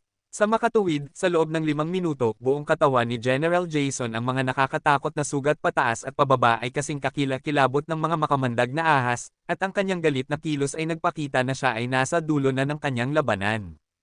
Kabanata 657. Gayunpaman, tiyak na napakasigla ni General Jason kapag nakalabas na siya sa gulo, kaya kahit nakayanin na Yehan at iba pa na seryosong masaktan si General Jason, kulang pa rin sila ng kaunting oras para patayin siya. Lahat, oras na para umatras. Sa oras na ito, biglang binawi ni Yehan ang Suzaku Holy Flame. Dahil malubhang nasugatan si General Jason, hindi na siya makakapanatili ng matagal. Pagkatapos ng lahat, ito ang ika-9 na distrito, at mayroong hindi mabilang na mga genetic warrior at lycanthropes na gustong patayin siya mula dito. Hindi magandang manatili sa isang madugong daan ng masyadong matagal. Mas matagal itong naantala, mas malaki ang pagkonsumo at mas maraming variable. Ang nakakatakot na mga apoy ay nagpatay sa lahat ng direksyon, ngunit sa oras na ito, nakaharap si Yehan sa mga genetic warrior na nagkukumpulan sa lagusan, ang Suzaku Sacred Flame ay pumapatay sa harap, kasama ang mga vampire, werewolf, Japanese ninja at iba pang mga master sa silid ng mga muling nagkasala, genetic warrior kahit na mas marami at mas maraming tao ang lumitaw, hindi pa rin nila mapigilan si Yehan at ang grupong ito ng mga kriminal na may matinding kalooban na mabuhay. Ang kakilakilabot na pagpatay ay naitanghal sa ika-9 na distrito. Sa eksena na ito, walang sinuman sa kanlurang mundo ang mag-iisip na may maglakas loob na pumatay ng walang ingat sa ika-9 na distrito, at nangako na makipaglaban ng madugong landas mula sa military base na puno ng mga eksperto na ito. Kalahating oras na ang nakalipas, at sa labas ng ika-9 na distrito, ang mga eksperto mula sa Security Bureau noong araw ay nakikipaglaban na at umatras pagkatapos pumasok ni Yehan at Wu Ying sa ika-9 na distrito, at ngayon ay hindi nila alam kung saan sila nagtatago sa disyerto na ito. Hindi tumigil ang pag-iingay ng sirena sa loob at labas ng ika-9 na distrito. Sa isang hindi kapansin-pansing sulok sa labas ng ika-9 na distrito, nakatayo ng mag-isa ang baliw, at matamang nakatingin sa pasukan ng ika-9 na distrito.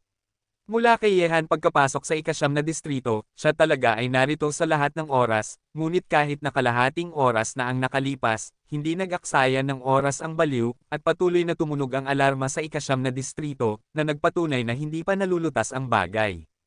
Ang malamig ay ligtas na sa ngayon. Ikaw na anak ng isang hayop, talagang naglakas loob kang gumawa ng anumang bagay para sa isang babae. Pero gusto ko ito. Ngumisi ang sulok ng bibig ng baliw, at dahan-dahang inilagay ang kanyang kanang kamay sa Xuanyuan sword. Kung nasa panganib si Yehan, personal siyang papasok sa unang lugar. Ang ika-9 na distrito ay naglabas kay Yehan. Sa paningin ng mga tagalabas, ang mahigpit na binabantayang ikasyam na distrito, kung saan walang pumapasok at walang lumalabas, ay maaaring hindi nangangahulugang walang pumapasok at walang lumalabas para sa kanyang baliw. Damn Orientals, damn bastards. Tawagan ninyo ang lahat ng lycanthropes at supernatural na nilalang, gusto kong mamatay sila sa ikasyam na distrito. Sa military office na pag-aari ni General Jason, may masamang tingin sa kanyang mukha, at naglagay siya ng isang stick, isang karayom ang ipinasok sa kanyang braso, at ang pinsala na kanyang naranasan ay maaari lamang gamutin ng mga biochemical na gamot. Nakarinig nito, sinabi ni Major General William, na malubhang nasugatan din, General, nagmobilize sina Langtay at Joe Lay ng mga lycanthropes at supernatural na nilalang para harangin ang Easterner na iyon, ngunit. Pero ano, gusto kong mamatay ang Oriental na iyon dito, gusto kong mamatay silang lahat dito. Galit na umungal si General Jason. Nakarinig nito, dahan-dahang ibinaba ni Major General William ang kanyang ulo. Masyadong malakas ang pagkamatay ng mga apoy na kinokontrol ng mga tao, at kahit na marami sila sa base, hindi nila magagamit ang kanilang mga kamay at paa. Hindi nila ito mapipigilan, at karamihan sa kanila ay uubusin ang lakas ni Nayehan at iba pa. Ngunit hindi naglakas loob na sabihin ito ni Major General William sa harap ng galit na si General Jason. Sa loob ng ikasyam na distrito, nagkaroon ng kaguluhan, tumunog ang mga sirena sa Anman, nagsimula ng habulin at harangin ng mga genetic soldier, lycanthropes, at supernatural na nilalang si Nayehan at iba pa sa buong ikasyam na distrito. Napakasindek ng eksena, ngunit si Nayehan at iba pa ay parang hamampas siya mula rito na parang matalim na kutsilyo.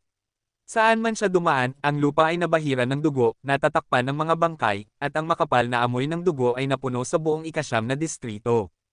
Mayroong mas mababa sa 100 tao, nakaharap sa libu-libong mga masters, kahit na nakakapagod ang ganitong uri ng pagpatay, sa wakas ay nagawa ni Nayehan at iba pa na maglakad ng madugong landas mula sa loob ng ikasyam na distrito patungo sa labas ng base ng ikasyam na distrito. Sa likod nila ay Gene Warriors, lycanthropes at supernatural na nilalang ay mabangis na humahabol sa kanila. Haha, sa wakas ay nakita ko ulit ang araw, lahat, may susunod pang pagkakataon. Pagkatapos makalabas ng ikasyam na distrito ang vampire, nagtiklop siya ng mga kamay kay Yehan at iba pa, iwinagayway ang kanyang mga itim na pakpak, at lumipad palayo. Sa labas ng ikasyam na distrito, hindi naglakas loob na manatili sina Yehan at iba pa. Naranasan na nila ang kakilakilabot ng ikasyam na distrito. Kung sina Yehan at Wu Ying lang, imposible talaga silang makatakas mula rito. Kaya, pagkatapos makarating sa labas ng ikasyam na distrito, dinala ni Yehan sina Hu Feng at Wu Ying palayo na parang bog zone ng hangin, at ang kanilang mga anino lamang ang makikita sa malawak na lawak ng dilaw na buhangin, ngunit ang mga tao sa ikasyam na distrito ay maaaring masabi na kinasusuklaman ang pinakamasama kay Yehan, at isang malaking bilang ng mga masters ang humahabol sa kanila. Siyempre, ang mga kriminal na nakatakas mula sa Distrito Siyam na ay tumakas sa lahat ng direksyon, at patuloy na hinahabol at pinapatay ng mga masters mula sa Distrito Siyam sa likod nila, at ang buong eksena ay nagkagulo. Lumabas ka! Sa oras na ito, tiningnan ng baliw ang eksena sa harap niya, na may malupit na ngiti sa sulok ng kanyang bibig, ikaw na anak ng isang hayop, ako ang bahala sa mga gawain sa labas para tulungan kang putulin ang tagapagmana. Pagkatapos ng lahat, sumugod ang katawan ng baliw, at ang walang kapantay na matalim na Xuanyuan sword ay bumagsak mula sa kalagitnaan ng hangin. Agad na hamarang ang isang nakakatakot na enerhiya ng espada sa daan-daang mga eksperto mula sa ikasyam na distrito na parang pader, ang tunog ay naihatid sa buong disyerto, at isang malaking piraso ng dilaw na buhangin ang lumilipad, at ang makapal na alikabok ay parang nagpapasabog ng isang kakilakilabot na buhawi. Nakarinig ng paggalaw sa likod niya, huminto si Yehan at sumulyap sa likod. Gayunpaman, nang makita niya ang master na hamarang sa daan-daang mga distrito siyam na gamit ang isang espada, kumislap ang mga mata ni Yehan iba't ibang kulay. Pagkatapos, patuloy niyang hinayla sina Hu Feng at Wu Ying patungo sa disyerto sa unahan. Sinundan siya ng baliw patungo sa kanlurang mundo. Kahit na nagulat si Yehan, hindi na siya nag-isip ng labis tungkol dito. Sa lakas ng baliw, gaano man karaming mga masters ang dumating mula sa ikasyam na distrito, maaaring hindi niya sila mapigilan.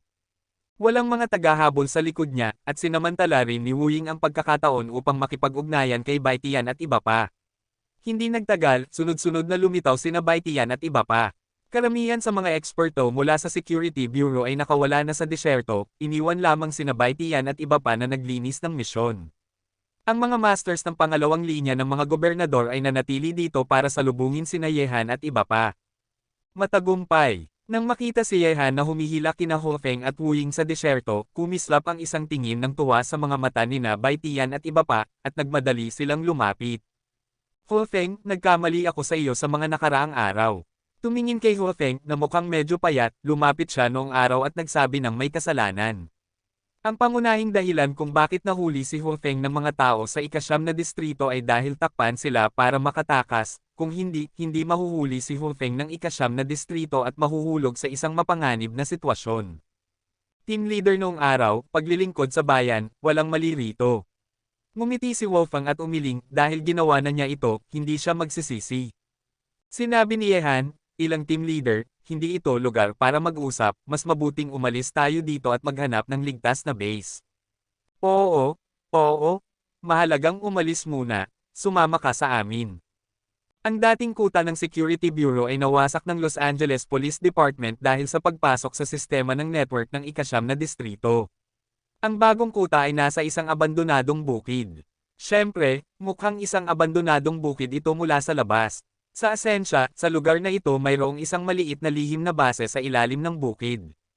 Kabanata 658. Nang makarating sina Yehan sa lugar na ito, maraming tao mula sa Security Bureau ang naroon, at ang 6 na team leader mula sa kanlurang mundo ay nagtipon lahat. Bukod dito, may ilang mga monitoring point na nakakalat sa labas ng base. Kapag may hindi inaasahang pangyayari, agad na ipaalam ng mga monitoring point ang balita dito. Sa conference room sa loob ng base, nagtipon ang 6 na team leader at ilang veterano na eksperto mula sa Security Bureau. Naroon din si Yehan, ngunit hindi niya piniling umupo sa iisang mesa kasama ang Security Bureau. Ngayon, siya hindi na niya itinuturing ang kanyang sarili na miyembro ng Security Bureau. Team Leader Hofeng, sa ngalan ng lahat ng miyembro ng ating Security Bureau, nais kong pasalamatan ka. Kung wala ka, marami sa ating mga masters ang mawawala noong nakaraang pagkakataon.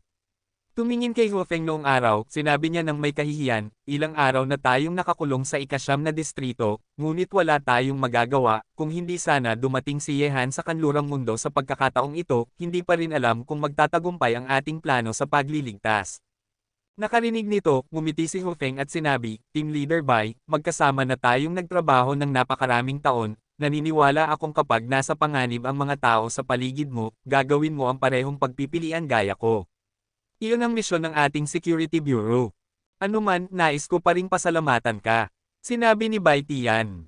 Ang ikasyam na distrito ay nasa kaguluhan ngayon, at tiyak na magagalit ang pinakamataas na pamunuan ng bansang uling dahil dito, at hahabulin nila tayo dito, na magiging napakasama para sa atin, ngunit sa parehong oras ito rin ang ating pagkakataon na hatiin sa dalawang grupo. Ang isang grupo ay magiging responsable sa pagkuha ng atensyon ng komunidad ng Coal State Police, habang ang ibang grupo ay patuloy na magiging responsable sa mga fragment ng disk. Sa tingin ko rin ay ganoon. Tumango si Hofeng at sinabi, pero sa ganitong paraan, mapapahina ang ating lakas dito, na hindi maganda para sa atin na makipagkompetensya para sa mga fragment ng banal na disk. Teka, ano ang ibig mong sabihin? Gusto mo pa ring manatili si Hofeng dito? Sa oras na ito, biglang naging medyo pangit si Yehan, na nakasandaw sa sulok ng tahimik. Pagkatapos lamang mailigtas si Hofeng, gusto pa rin ng mga taong ito na manatili si Hofeng dito. Nasabi na medyo nahihiya sina Bai Tian at iba pa, ngunit sa ngayon kulang sila sa mga tao sa kanlurang mundo, kung aalis si Hofeng sa oras na ito, lalo pang mapapahina ang kanilang lakas. Tumingin sa tahimik na sina Bai Tian at iba pa, sinabi ni Yehan sa isang malamig na boses, huwag kalimutan ang ipinangako mo sa akin, sinabi kong sa sandaling mailigtas si Hofeng, dadalhin ko siya pabalik sa bansa kaagad, papatayin ang asno, simula na ngayong huwag aminin. Bata, ano ang pinagsasabi mo? Paano ako babalik sa China sa oras na ito? Sinaman ni Hofeng ng tingin si Yehan at sinabi, hindi pa tapos ang ating misyon dito, paano mo hahayaan ang ate mo na gumawa ng pag-urong na trabaho? Saan ang pagong? Nakarinig ng mga salita ni Hofeng, nag-alab ang puso ni Yehan. Talaga bang hindi natatakot sa kamatayan ng babaeng ito? Naglalakad sa paligid ng pintuan ng impyerno sa Distrito Siyam, maswerte na siya kung hindi siya namatay, pero gusto pa rin niyang magpatuloy sa paglalakad sa maputik na tubig na ito. Sinabi ko, dapat kang bumalik sa China kasama ako. Tumingin si Yehan kay Hofeng at walang pakialam na sinabi, dahil lang sa kaya kitang iligtas ng isang beses, hindi nangangahulugang kaya kitang iligtas sa pangalawang pagkakataon. Hindi ka pusa, at wala kang siyam na buhay. Iyon lang ang masasabi ko, nasa iyo ang pagpili. Pagkatapos ng lahat, itinulak ni Yehan ang pinto ng conference room at lumabas. Talagang nagalit si Yehan sa desisyon ni Huafeng. Kung alam niya lang ito, hindi sana niya tinulungan si Huafeng na alisin ang mga biochemical na gamot sa kanyang katawan nang siya ay nasa Distrito Siyam. Nang makita na talagang nagalit si Yehan, ngumiti ng mapait si Wolfgang, tumayo at lumabas sa conference room, nakaupo sa kanyang posisyon, maraming bagay ang kailangan niyang gawin, at hindi niya mapipiling tumakas. Ano ba ang nangyari? Nagagalit ka ba sa ate mo? Sa damuhan sa labas ng bukid, tahimik na naninigarilyo si Yehan. Sa sandaling ito, lumapit si Huafeng sa likod niya, niyakap siya mula sa likod, at isinandal ang kanyang ulo sa kanyang balikat. Mahinang sinabi, sa katunayan, ang ate mo ay isang taong natatakot din sa kamatayan, ngunit wala tayong magagawa sa maraming bagay, lalo na ang pagpili na tumakas. Bata, alam kong dumating ka sa kanlurang mundo para iligtas ako pagkatapos ng mahabang paglalakbay para sa kapakanan ng ate mo, masaya ako salamat, ngunit, hindi mo ba naiintindihan? Ang ate mo ay hindi isang taong madaling sumuko, maliban kung matapos ko ang gawain, kung hindi, hindi ako babalik.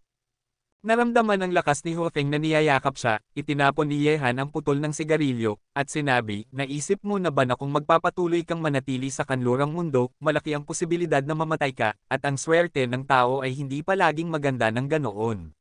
Sa pagkakataong ito kung hindi dahil sa tulong ng grupong mga muling nagkasala sa silid ng mga muling nagkasala ng ikasyam na distrito, imposible para sa iyo at sa akin na makalabas ng buhay sa ikasyam na distrito. Paglilingkod sa bansa, kahit na mamatay siya sa tungkulin, ang ate mo ay hindi magkakaroon ng anumang reklamo, dahil ito ang landas na pinili ng ate mo, at ito ang kanyang paniniwala. Mahinang sinabi ni Huafeng habang niyayakap si Yehan. Nakarinig nito, sinabi ni Yehan, para sa iyong pananampalataya, maaari ka ring manganganib sa iyong buhay, ngunit naisip mo na ba ako? Nakarinig ng mga salita ni Yehan, natahimik si Huafeng. Hindi dapat magkahalo ang pampubliko at pribado. Hiniling sa kanya ni Yehan na pumili sa pagitan nila. Talagang mahirap para sa kanya na magpasya. Ang pagpili ng publiko ay makakasakit kay Yehan, ngunit ang pagpili ng pagiging makasarili ay katumbas ng espiritual na pag-abandona sa pananampalataya. Naramdaman ng katahimikan ni Huafeng, nagbuntong hininga si Yehan sa kanyang puso. Kahit na hindi nagsalita ang babaeng ito, alam ni Yehan na pinili niya ang huli sa pagitan niya at ng pambansang interes. Ang ganitong uri ng tao ay talagang karapat-dapat na hanggan, ngunit hindi sumang-ayon si Yehan. Bata, pwede mo bang bigyan ang ate mo ng 3 taon? Pagkatapos ng 3 taon, mabubuhay ang ate mo para sa kanyang sarili. Matapos tumahimik ng ilang sandali, sa wakas ay nagpasya si Huafeng sa kanyang puso. 3 taon. Tahimik na sinabi ni Yehan, kahit na medyo mahaba ang oras, hindi ako makikialam sa iyo. Sana pagkatapos ng 3 taon, tayo ay makapag-uusap pa rin ng ganito, sa halip na paghiwalayin ng yin at yang. Matapos magsalita, kumawala si Yehan sa mga bisig ni Huafeng, naglakad patungo sa base sa ilalim ng bukid, at sinabi habang naglalakad, anuman, hindi ko pa nababayaran ang utang na loob na dapat kong bayaran kay Situ Zhenchen, sa pagkakataong ito, babayaran ko siyang lahat, gusto mong makipagkompetensya para sa mga fragment ng banal na disk, at kung tutulungan kita, ituturing itong pagbabayad ng utang na loob kay Situ Zhenchen. Nakarinig nito, naglabas ng isang mahabang buntong hininga si Huafeng. Alam niyang may galit pa rin sa puso ni Yehan. Ang dahilan kung bakit sinabi niya ito ay marahil hindi upang bayaran ang utang na loob kay Situ Zhenchen, kundi upang protektahan si Situ Zhenchen. Siya, ngunit si Yehan, na galit pa rin, ay ayaw na gawing halata ito. Nasaan ang fragment ng banal na disk? Nang makarating siya sa base, itinulak ni Yehan ang pinto ng conference room at natagpuan ang araw na nasa pulong. Nakarinig nito, nagulat siya noong araw, at ang mga team leader sa meeting room ay tumingin din kay Yehan ng may pagkamangha. Maaaring nagbago ba ang isip ni Yehan? Noong araw, huminga siya ng malalim at sinabi, Yehan, pinag-uusapan natin ngayon ang bagay na ito. Ayon sa pinakabagong impormasyon, ang mga fragment ng anting-anting ay dapat na nakarating sa California City, Coal Country. Pupunta kami ng ilang tao sa California City ngayong gabi. Ngayon ang mga fragment ng banal na disk ay nasa pagtatalo pa rin, at magandang pagkakataon para makilahok tayo. Sinabi ni Yehan, ilang puwersa ang naglalaban para sa mga piraso ng Diyos na disk. May tiwala ka ba? Nakarinig nito, tumahimik siya ng ilang sandali noong araw, at sinabi, maraming puwersa ang nakikilahok sa kompetisyon para sa mga fragment ng anting-anteng. Ang mga tao mula sa kanlurang mundo at maging ang silangang mundo ay nakilahok, tulad ng mga lokal na puwersa sa bansang uling, ang mga kabalyero ng bilog na mesa sa bansang pilak, ang mga mandirigma ng impyerno sa bansang parusa, at ang mga Aleman. Ang National Red Guards, ang mga puwersang ito ang pinakamalakas nating kalaban sa kanlurang mundo. Syempre, bukod sa mga taong ito, naroon din ang Japanese Iga-sec, ang Titan on Myoji, ang Banzai Kingdom Secret Service at iba pa. Kabanata 659. Mukhang hindi masyadong malaki ang iyong pag-asa. Sa iyong lakas sa kanlurang mundo, tiyak na magbabayad ka ng mataas na presyo kung gusto mong makuha ang mga fragment ng banal na disk. Bukod dito, hindi pa rin alam kung magtatagumpay ka. Tumawa si Yehan at patuloy na sinabi, maaari akong manatili at tulungan ka, ngunit hindi ako nasa ilalim ng iyong jurisdiction, ang paraan ng pagkilos ay nasa aking sariling desisyon. Noong araw, sinabi niya, Yehan, kung sasali ka sa aming panig, tiyak na lalakas ng husto ang ating lakas. Salamat sa pagsasaalang-alang sa pangkalahatang sitwasyon. Huwag kang mag-alala, hindi namin kailanman pipigilan ang iyong kalayaan. Sige, ipaalam mo sa akin kapag pupunta ka sa California City. Matapos magsalita, lumingon si Yehan at lumabas sa meeting room. Para kay Huafeng, kailangan niyang manatili sa kanlurang mundo. Hindi makatotohanan para sa kanlurang mundo na makakuha ng isang piraso ng cake at makuha ang mga fragment ng banal na disk. Ang mga lokal na puwersa ng Coal Country, ang Knights of the Round Table ng Silver Country, ang Hell Warriors ng Punishment Country, at ang German Red Guards. On Myoji sa China, Secret Service sa Banzai Kingdom, at iba pa. Nakaharap sa mga puwersa at organisasyong ito, nakaramdam ng pananakit ng ulo si Yehan. Gusto niyang makuha ang mga fragment ng Diyos na disk, at napakahirap para sa kanya at sa Security Bureau. Kailangan niyang magkaroon ng mga eksperto upang tulungan sila. Nang dumating ang gabi, isang maliit na bayan sa labas ng bukid, si Yehan, na walang magawa, ay naglalakad-lakad dito nang walang pakialam. Kung ihahambing sa mga domestic na bansa, mas masigla ang kanilang mga gabi. Naglalakad-lakad siya ng mag-isa. Wala siyang interes sa mga magagandang babae. Lumabas ka, alam kong nasa paligid ka, hindi ka ba napapagod na sumunod sa aking puwit buong araw? Tumigil si Yehan para mag-light ng sigarilyo. Sa sandaling ito, sa isang madilim na sulok, lumakad palayo ang isang matangkad at gwapo na lalaking oriental, labas. Ikaw na anak ng isang hayop, hindi dahil sa iyo kaya ako sumusunod sa iyong puwit para kumain at matulog sa bukas na hangin. Naglakad ang baliw patungo kay Yehan na nagmumura, hinablot ang sigarilyo na hawak ni Yehan sa kanyang bibig, at dahan-dahang nilunok ito. Ang mga ulap ay nagsimulang umusok. Hindi nagabala si Yehan, naglight siya ng isa pa para sa kanyang sarili, at sinabi, salamat, may isang bagay na gusto kong hilingin sa iyong tulong, tutulong ka ba o hindi? Nakarinig nito, hindi inaasahang tumingin ang baliw kay Yehan, at ngumiti at sinabi, bihira kang humingi ng tulong sa akin, sabihin mo na lang. Tulungan mo akong makuha ang mga piraso ng banal na disk, dapat alam mo ang tungkol dito kaysa sa akin.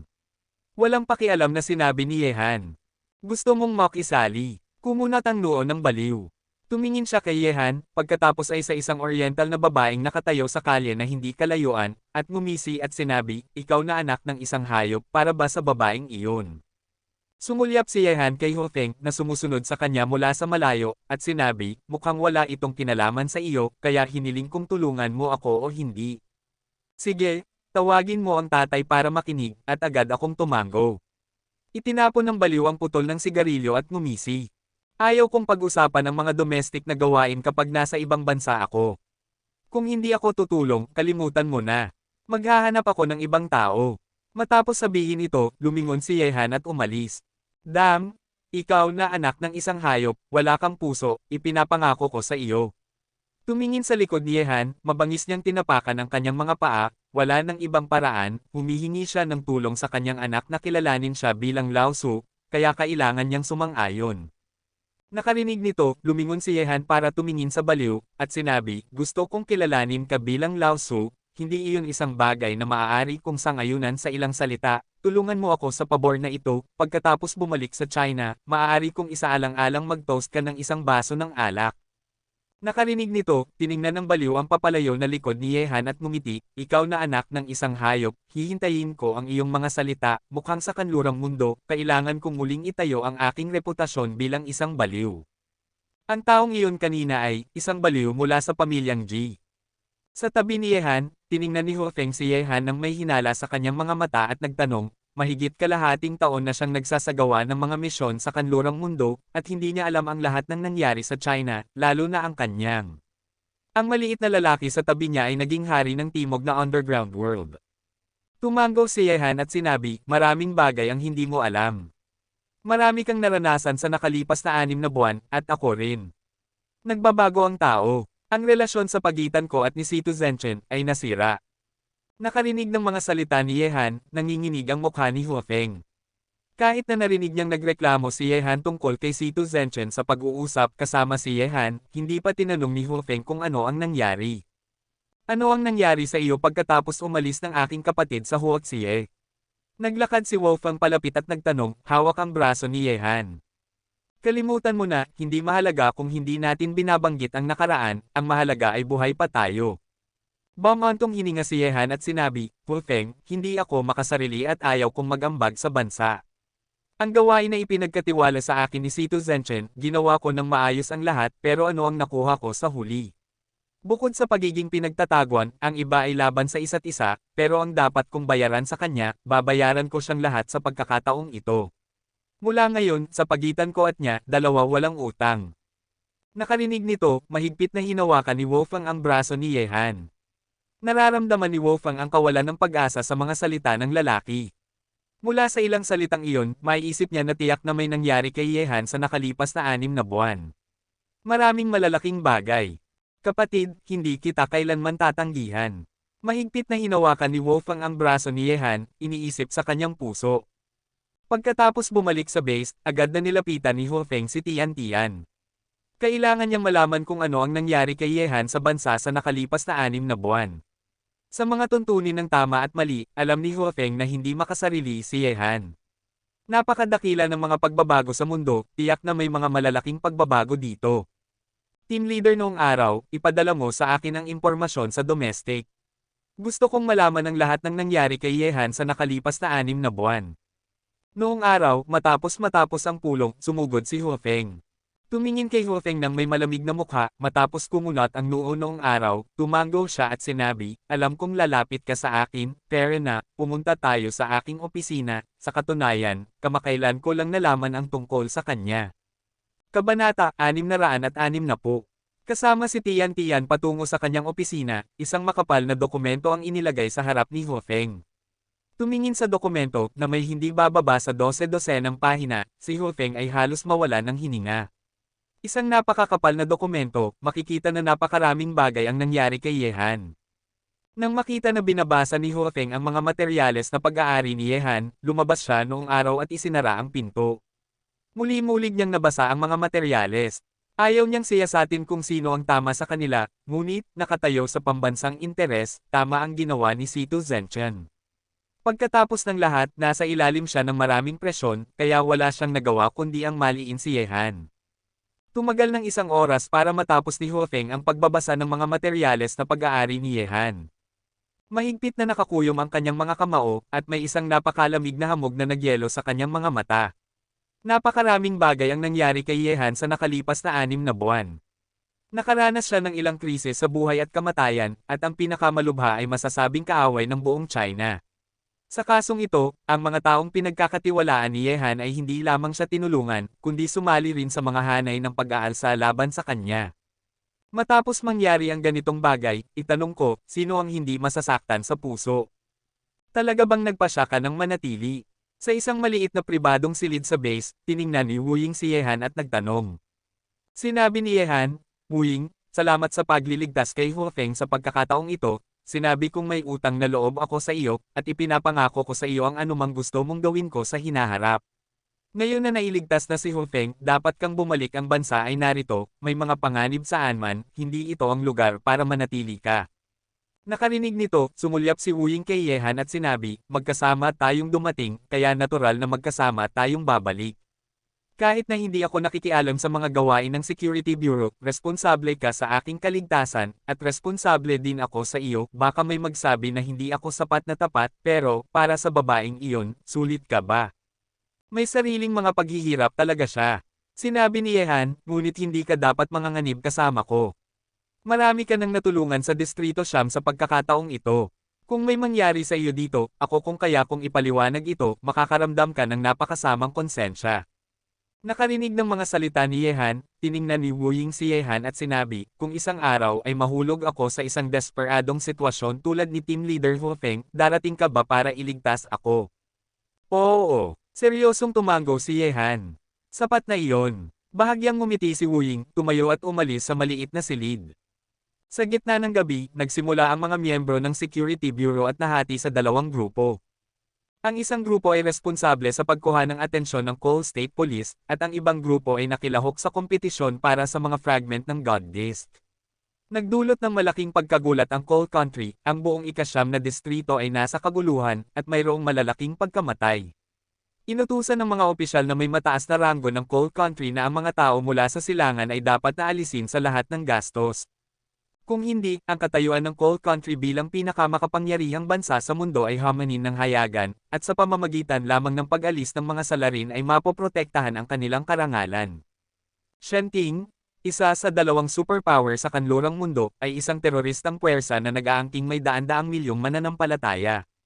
Mayroon silang mga mananampalataya at simbahan sa malalaki at maliliit na lungsod sa kanlurang mundo. Ang nangyari sa ika-9 na distrito ay hindi lamang sa nagdulot ng malaking pagkagulat ang Coal Country, at nakuha ng ibang mga bansa at puwersa ang balita. Sa mahiwagang bansang Oriental, isang master ang dumating sa kanlurang mundo at nagdulot ng kaguluhan sa ika-9 na distrito, na sinasabing walang pumapasok at walang lumalabas, na nagdulot ng malalaking pagkamatay at sinira ang alamat na walang sinuman sa ika-9 na distrito ang nakakabasag. Lahat, narinig na ba ninyo? Ang Oriental na lalaki na yumansalto sa aking korte 20 taon na ang nakakaraan ay narito ulit. Sa punong tanggapan ng Shenting, ang Vatican, hawak ng Pope ng Shenting ang Pope Scepter sa kanyang kamay at may autoridad na tumingin sa halos 100 mga obispo na nakaupo sa ibaba niya. Nakarinig ng mga salita ng Pope, matalim ang mga obispo ng God Court. 20 taon na ang nakakaraan, ang hayop na Easter na lalaking iyon ay lubos silang napahiya sa harap ng mga puwersa sa kanluran. Lagi nilang naaalala ang galit na ito sa kanilang mga puso. Mahal kong Ginoon na Pope, hayaan mo akong pumunta. Nabigo akong patayin siya sa China noon. Lagi siyang isang demonyo sa aking puso. Kung hindi maalis ang demonyo, hindi na babalik si Yeheshi sa yakap ng aking Panginoon. Sa oras na ito, isang gwapong lalaki tumayo ang kanlurang lalaki at inilagay ang kanyang mga kamay sa kanyang dibdib at sinabi sa Pope sa korte. Si Yeheshi, ang banal na anak ng God's Court 20 taon na ang nakakaraan, syempre, siya pa rin ang banal na anak ng God's Court ngayon. Nakarinig ng mga salita ni Yeheshi, tahimik ang Pope ng Shenting na may hawak na scepter sa kanyang kamay. Pagkaraan ng ilang sandali, sinabi niya, Panginoon ko, hindi ko kailanman pinagdududahan ang iyong kakayahan. Mabuti, dadalhin mo ang 12 paladins. Iwanan ang Easter na lalaking iyon sa kanlurang mundo magpakailanman. Nakarinig ng mga salita ng Pope Shenting, kumislap ang matinding hangarin na makipaglaban sa mga mata ni Yeheshi, at sinabi niya, iginagalang na Ginoo, mangyaring huwag kang mag-alala, ito ang ating mundo, gaano man kalupit at makapangyarihan ang Oriental na baliw, siya ay walang hangganan, dito, tayo kayang putulin ni Jesus ang kanyang ulo at iharap ito sa kanyang kabanalan na papa. Sige, hinihintay ko ang balita ng dakilang anak. Tahimik na tumango ang papa. Kinasusuklaman din niya ang baliw mula sa silangan. 20 taon na ang nakakaraan, tinapakan ng baliw mula sa silangan ang dignidad ng mga Diyos sa harap ng kanlurang mundo, tinatapakan ang dignidad ng kanyang pinakamataas na papa sa korte, ang masamang hiningang ito ay inilibing sa kanyang puso sa loob ng 20 taon. Sa daan patungo sa California, ang Coal Country, maayos na minamaneho ni Wu Ying ang sasakyan. Sa likurang upuan ay sina Yehan at Hu Feng. Pagkatapos basahin ang makapal na dokumento, sa wakas ay naunawaan ni Hu Feng bakit ipinilit ni Yehan na dalhin siya pabalik sa bansa sa halip na tulungan ang Security Bureau na makuha ang mga fragment ng anting-anten. Tanungin mo lang, sino ang magpapatuloy na panatilihin ang orihinal na hangarin pagkatapos maranasan ang ganitong bagay? Bata, sinusuportahan ng ate mo ang iyong pagpili. Sa likurang upuan, sinabi ni Hu Feng habang hawak ang kamay ni Yehan. Nakarinig nito, itinapon ni Yehan ang putol ng sigarilyo sa labas ng bintana at sinabi, hindi ko intensyon na gumawa ng ganitong desisyon, ngunit pinilit ako ng katotohanan na gumawa ng ganitong desisyon. Feng, ang misyong ito ay nakumpleto pagkatapos nito, sana ay makabalik ka na sa China kasama ko, mas komplikado ang sitwasyon sa kanlurang mundo kaysa sa China, ito ay isang malaking latian, sa sandaling mahulog ka dito, magkakaroon ka ng dalawang pagpipilian, buhay o kamatayan. Nakarinig ng mga salita ni Yehan, sinabi ni Feng, bata, matapos ang misyong ito, magbabakasyon ako. Kung papayagan mo ako, gusto kong manirahan sa Shanghai City ng ilang araw pa, ayos lang ba iyon? Siyempre, ngumiti si Yehan, anuman, sapat na kalakihan ang aking bahay ngayon, kaya hindi na ako mag-aalala na wala akong lugar para manirahan. Natatakot ako na ang aking maliit na templo ay hindi makakapag-accommodate sa iyong malaking Buddha. Sinama ni Feng ng tingin si Yehan, at sinabi, kung gusto mo, pwedeng makasama kita ang ate mo habang buhay, pero sapat na ang 3 pagkain sa isang araw.